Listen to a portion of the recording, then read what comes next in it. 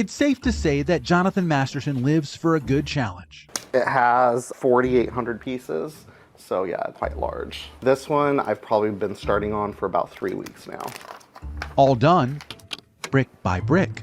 Well, it's good when you get to the very end and you have no missing pieces. Not bad for a 47-year-old. I like to come up here and just take a step back and just kind of pretend like I'm a kid again. The loft in his condo transformed into his personal fantasy land. And as you can see, I have a ton of collections I'm surrounded by, so kind of reminds me of happiness. Happiness is what he's building, as life is quickly tearing his world apart. I was feeling a little off. It's the best way to describe it.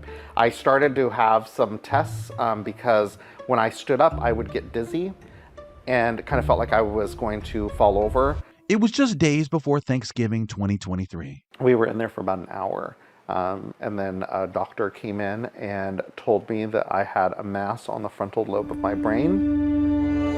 And as if brain cancer isn't scary enough, Jonathan was told he most likely had glioblastoma, a type of cancer that spreads to the brain tissue, destroying healthy brain cells in its path. It's considered the worst form of brain cancer there is. This disease usually is a death sentence, right? Oh yeah, 100%. Yes. They'll only give you statistics, and so they told me that I wouldn't be here within the year. So they said that I needed to start getting my plans in order, that I wouldn't survive the year. Hey KCR team. Jonathan then reached out to KCRA. My name is Jonathan. I am contacting you because May is Glioblastoma Awareness Month. I've been diagnosed with glioblastoma, and the doctors have given me an 18-month timeline. So yeah, I'm living life with a bit of urgency these days. And with his family's blessing, we set out to show his journey and the days he had left.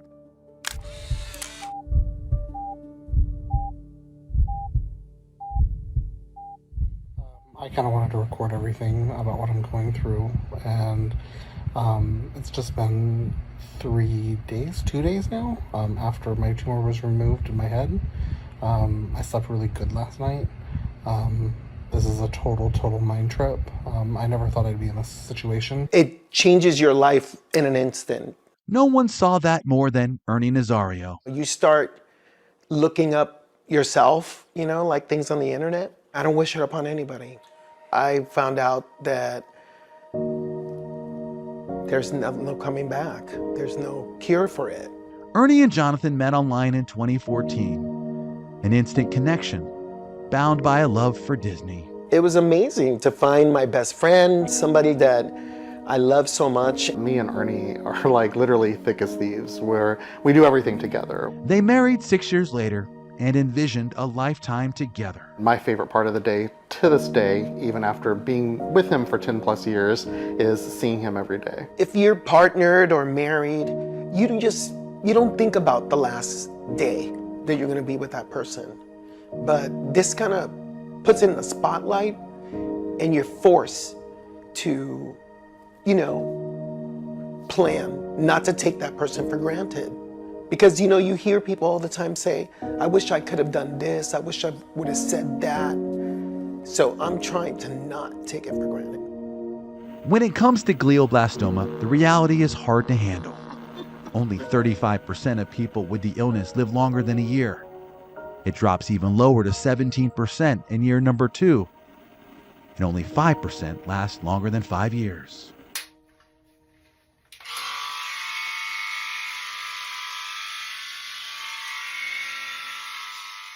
I know it's summer right now, and I'm not cold or anything, but I also got my Optune device.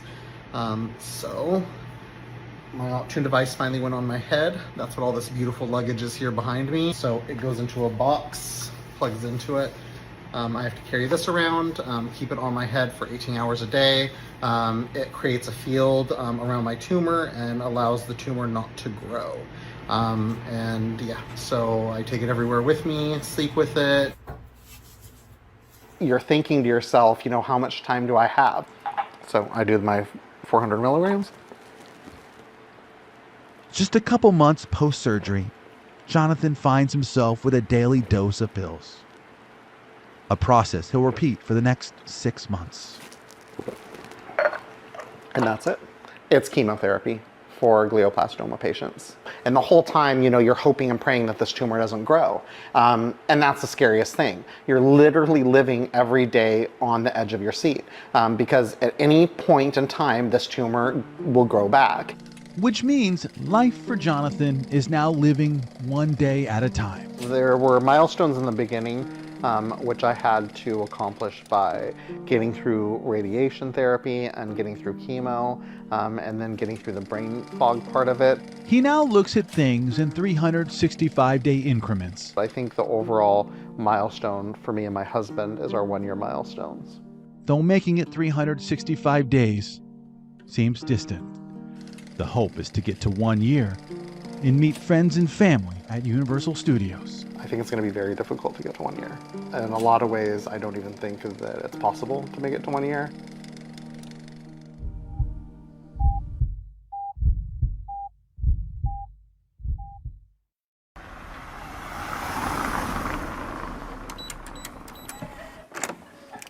I'm getting done with a cycle of chemo, and chemo does make you fatigued.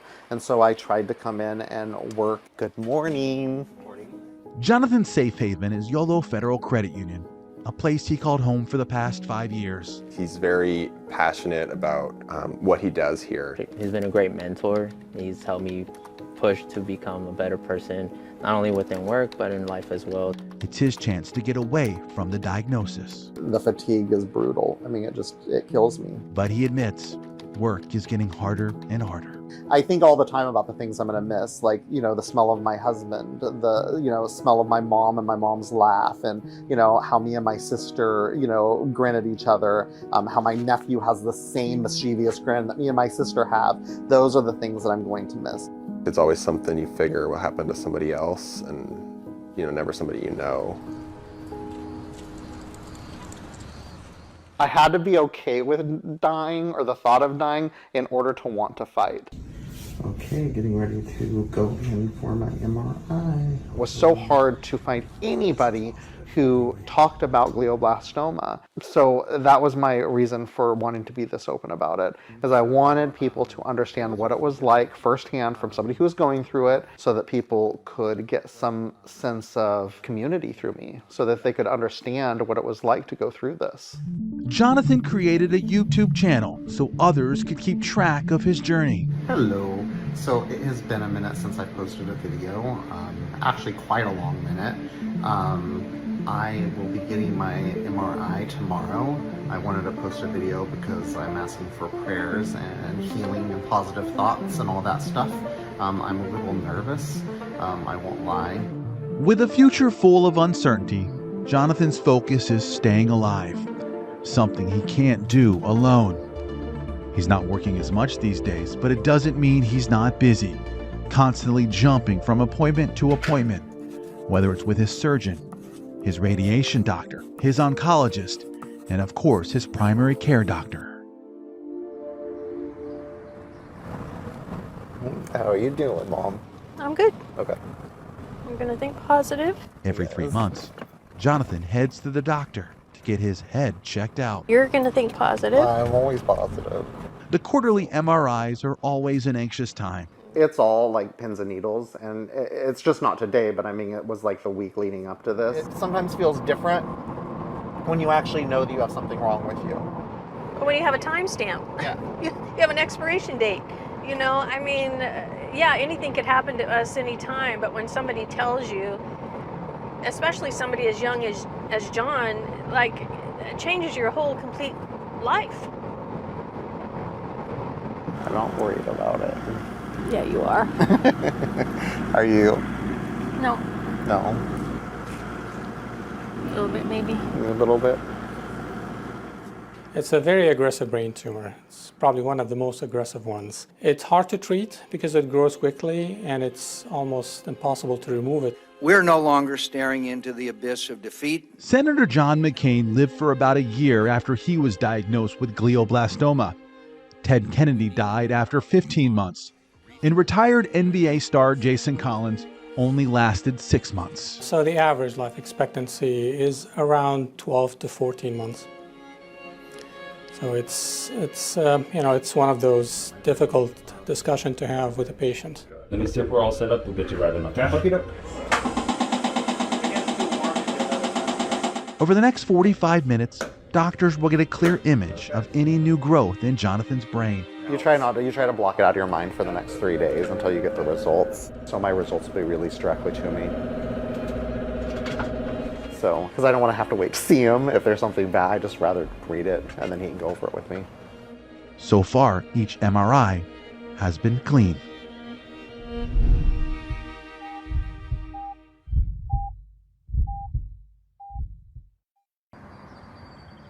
You know, when you find out that you only have like a year or two to live, you obviously want to do everything you can do. So that was kind of the first thing I tackled, was that I created a bucket list and I started doing things that I wanted to do. 6-7 boy 22 a panic on Verdett. I have a degree in criminal justice. Before Jonathan worked in a bank, he wanted to be a police officer. Normally part of the violent crime reduction team. We used to be called the gang enforcement team. We had a name change roughly 12 months ago. Today, he's seeing the job up close with SAC PD officer Henrik Pretorius. The way you deal with it, I think, are dealing with it is incredible, and I was excited to meet you and get to talk to you, sir. If a shooting comes out, if a critical incident comes out, we're going to go to that. I would love to see somebody get tased, so if you could do that for me. No taser used, but the two were able to bond over similar circumstances. I am dealing with my own mortality issues right now, but you guys deal with it every single day. I mean, every day you guys go out, I mean, you've got to think about it. Yeah, it's something I think about every day for sure, especially now I have 3 children I'm responsible for. It's days like this that distract Jonathan from his future. Thank you so much for everything you guys do. So it's great. I'm happy to be here. So thank you. And this is the way I would take every day to work. You nervous about being in here? No. I mean, I don't know. It's a little emotional. It is. Here you go. Nearly a year after being diagnosed, Jonathan is ready to say goodbye.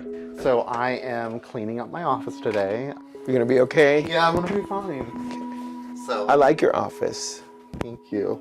Former office. I worked very, very hard to get here, and I kind of feel like it's, in a lot of ways, like a step back.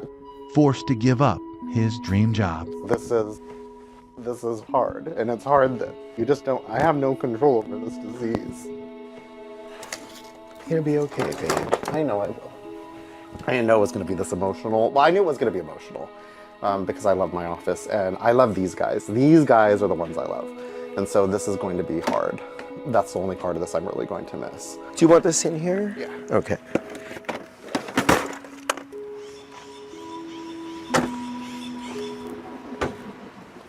We're a team. We call ourselves a team. We're a team and we're going to fight this. And I love that he's doing so much to try to inspire people to fight, you know, and to stay focused because anything can happen. Hey, how's it going? And it did happen. This month marks my 1-year cranial anniversary, the anniversary of my brain surgery. He just hit his personal goal. Defying the doctor's diagnosis, Jonathan and Ernie celebrated the out-of-the-world accomplishment at Universal Studios, giving them a much-needed break from reality. I'm stoked because I didn't think that I would be at this point in my life. I have had all clean scans, which has been amazing. I have another clean scan, or we don't know if it's clean yet, but I'm sure it is. I have another scan coming up next month, which I don't know, I'm optimistic about it. I'm feeling a lot better as the scans go on and as they've been clean. I feel great. I am taking care of myself. I am being healthy. So things are looking good. It's not just good, it's great. Not only did Jonathan see 365 days once, he's now done it twice. It's a big freaking deal. In it 2 years post-diagnosis, Jonathan and Ernie went to the only place that seemed fitting, their favorite place in the world. It was pretty amazing. We got to celebrate me and celebrate the time and the additional time that me and Ernie got to spend together. It's kind of a trip in a lot of ways, just because I never in a million years thought I'd be here from everything that the doctors say. Jonathan. Hello. How are you, sir? Good. Welcome back. Go.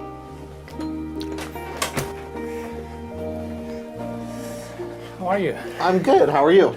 Good. You look great. Thank you. Thank you. Yet Jonathan is overcoming the odds. I know it's hard for people to get to the 2-year mark, but I feel better now that I'm going to hit past the 2-year mark because I know that my statistics go up a lot better for survival. That's remarkable.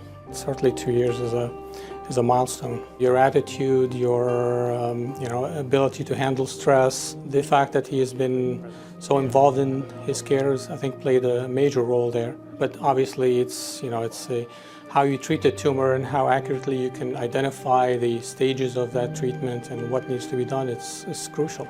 Surviving. That's what Jonathan carries with him every day. I am doing super well. I was given 7 months to live, as most of you guys know, and I'm going on 2 years with high-grade GBM, so I am extremely happy, extremely blessed. It's like constantly being reminded of this thing that you have up in your head, and that it hasn't went away. So there is no remission for us, so there is just watch and wait. Hey, how's it going, guys? I know it has been a really long time since I have posted a video. His followers continue to come and go, many losing their own personal battles. John sometimes shares with me that somebody that he was communicating with on the vlogs unfortunately passed away. And that hits him hard every time. I try not to show how hard it hits me. I always go scatter someone and break down, but I'm sorry. I'm sorry, I didn't mean to cry.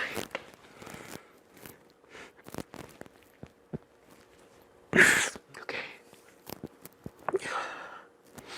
It's a tough thing to go through. It's very tough. Yeah.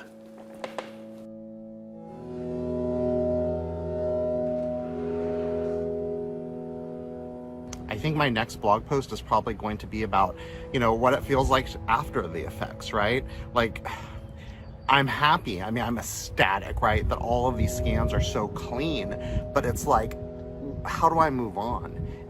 It's odd to say that, but it's like, you kind of have to get this realization that life moves forward, life moves on.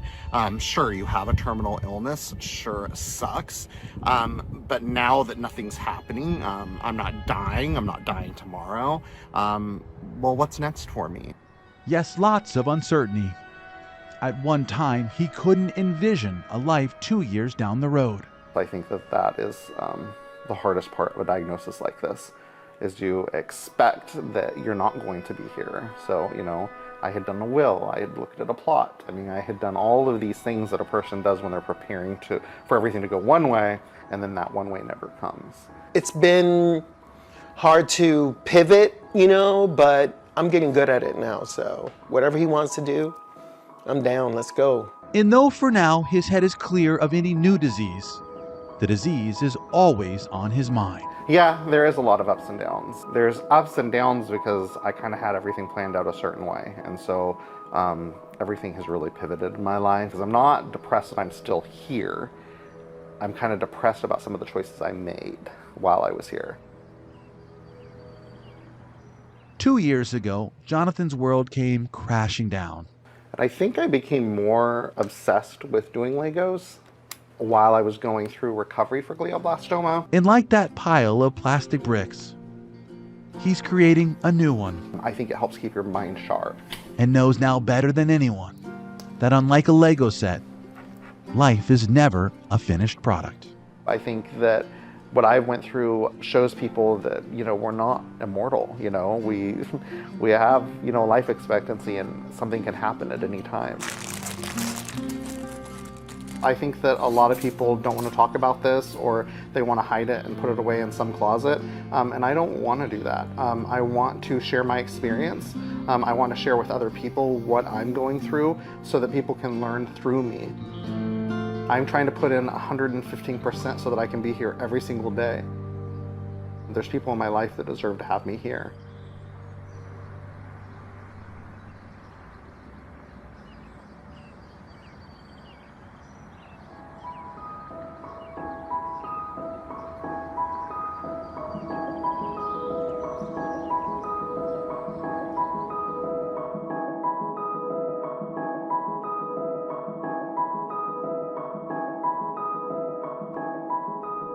you.